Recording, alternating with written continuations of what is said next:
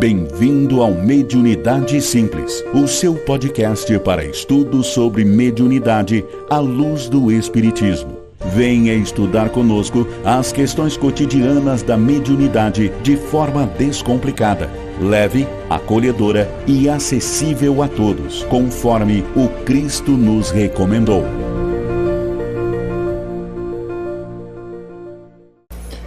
Olá, que sejam todos bem-vindos a esse nosso novo estudo do Mediunidade Simples. Meu nome é Cláudio Henrique e o nosso objetivo hoje é falar sobre a fé na reunião mediúnica, a fé nas comunicações mediúnicas.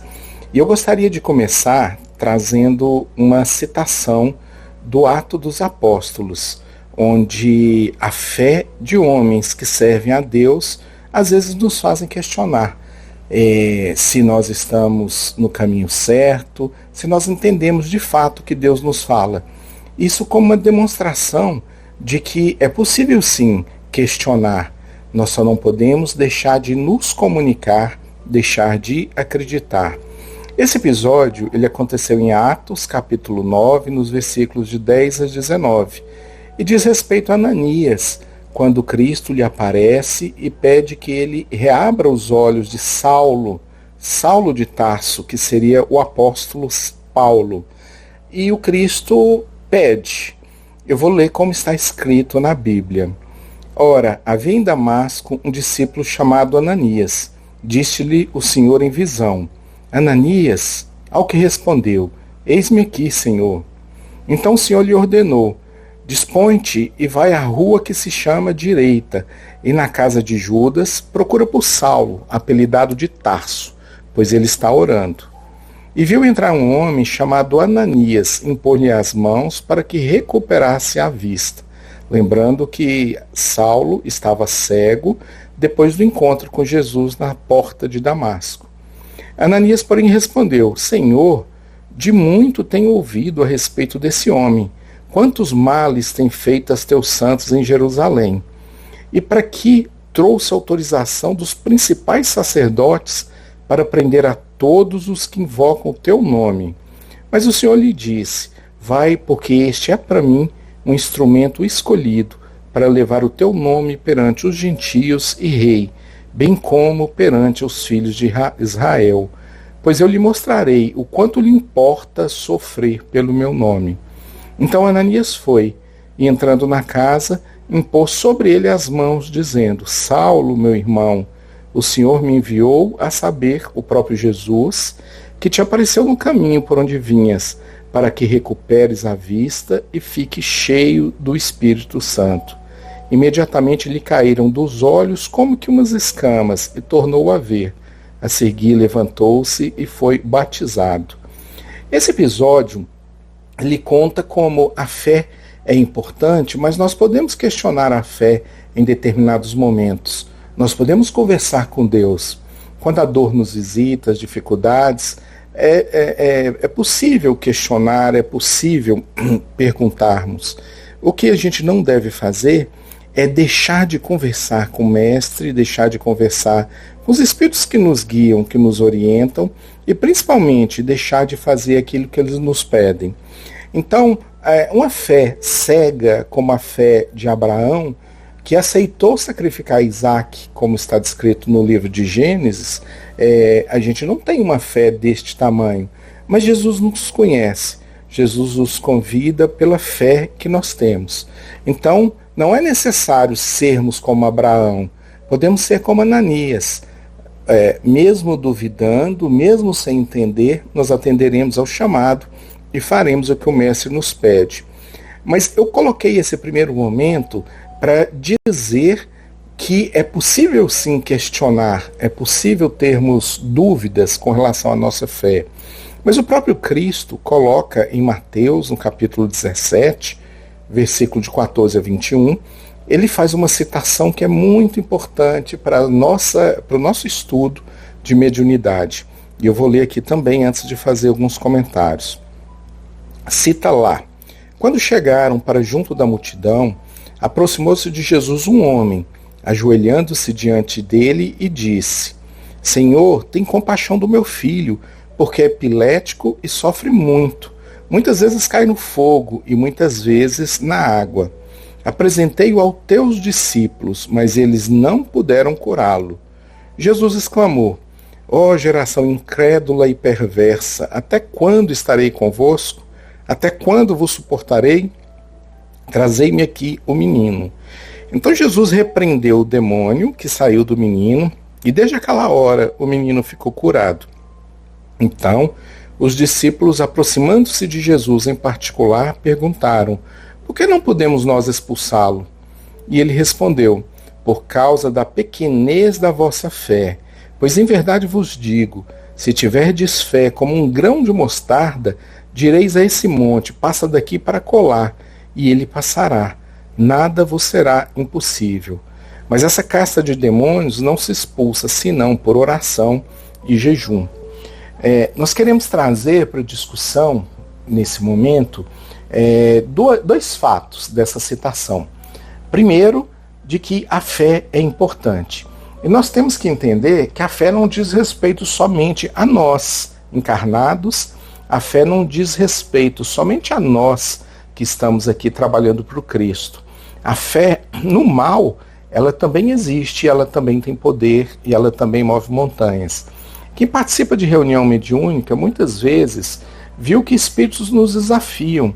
Às vezes nós temos dificuldades, a nossa vida financeira ou a nossa saúde não vai bem, nossos filhos passam por dificuldade, o nosso relacionamento, e o espírito chega e olha na sua cara e fala: sou eu que estou acabando com a vida de seus filhos, sou eu que estou acabando com a sua saúde.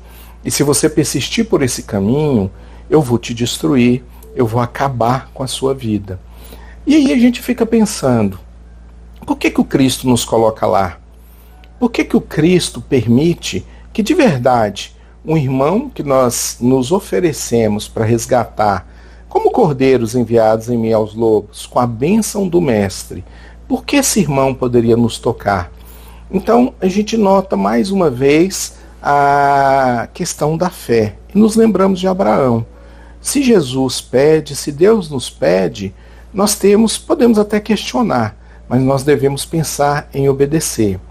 Se eu tenho dificuldades e o Espírito cita as minhas dificuldades, é necessário que eu compreenda que aquilo não é por vontade ou imposição do meu irmão.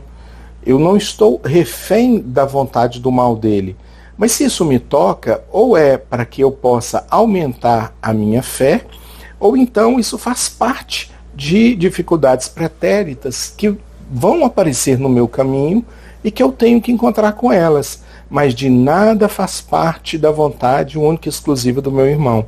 Até porque o próprio Cristo nos disse que não cai uma folha da árvore se não houver a permissão do nosso Pai.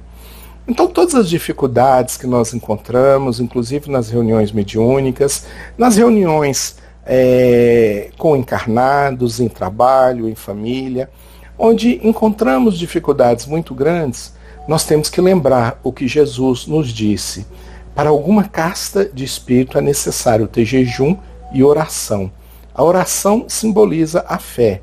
E é necessário que eu acredite que se eu der a ordem, se eu tiver uma fé do tamanho de um grão de mostarda, eu posso sim pedir que o morro saia daqui e vá para lá. Então, nas situações onde isso já aconteceu conosco, com o nosso grupo, a nossa postura sempre foi carinhosamente acolher o que o irmão nos fala e dizer de forma muito respeitosa: meu irmão, se for da vontade do Cristo, eu me sujeito. Se a sua dor for maior que a minha fé, eu te entrego os meus filhos, porque você só poderá tocá-los se o Cristo consentir. Agora, meu irmão, respeitosamente, se o Cristo não permitir, me desculpe, você não toca nos meus filhos, você não pode tocar em mim. Por um motivo muito simples: a minha fé no Mestre é maior do que a sua dor, e você só teria esse poder sobre mim se a sua dor fosse maior que a minha fé. Então é importante que nós acreditamos que o Cristo nunca nos levaria a um local onde ele não pode nos proteger. O Cristo nunca nos levaria a um atendimento onde estamos sim em nome dele, trabalhando por ele, sem ter os recursos para que possamos desempenhar da melhor forma possível aquilo que ele nos pede. E quando a nossa fé for pequena e a nossa fé dificultar, nós seremos amparados. Não é necessário a dúvida, não é necessário o passo para trás, não é necessário o medo. Somente nos entreguemos. E lembrando que não somos santos, não somos perfeitos, muito pelo contrário. Todos nós convidados para a reunião mediúnica, nas palavras de André Luiz, somos profundos devedores da lei. E nos apresentamos não como exemplo da perfeição, muito pelo contrário.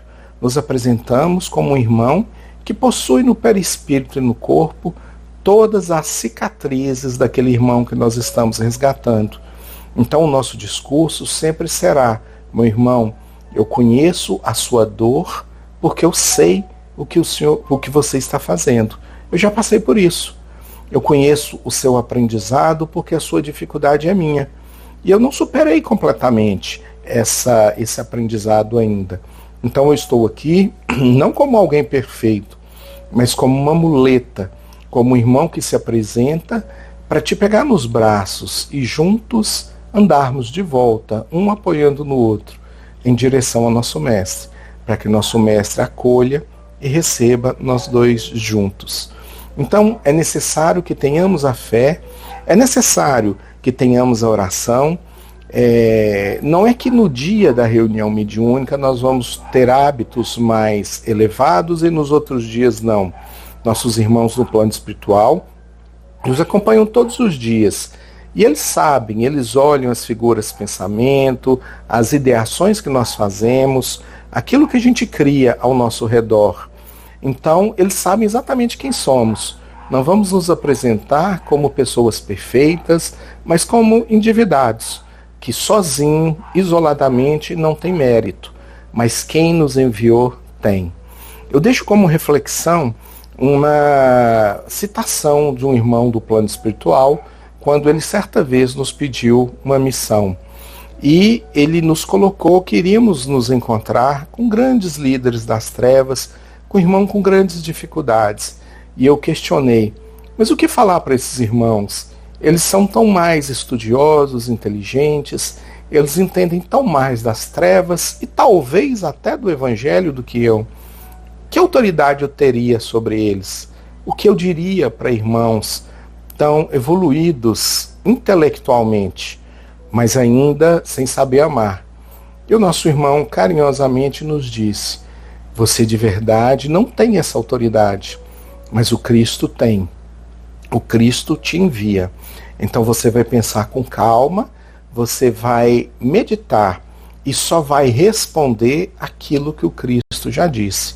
Procura no Evangelho cada dúvida que tiver e medite o que o Cristo diria nesse momento. E a sua resposta será a resposta que o Cristo daria. Nós não somos convidados para falar do Evangelho. Nós somos convidados para exemplificar o Evangelho e sermos cartas vivas que se apresentam na transição entre os dois mundos, que na verdade é um mundo só. Porque, como disse o Mestre, no final somos só um rebanho guiado por um único pastor. Pensem, meditem. Se esse assunto, se essa discussão foi importante para vocês, compartilhem e continuem nos seguindo.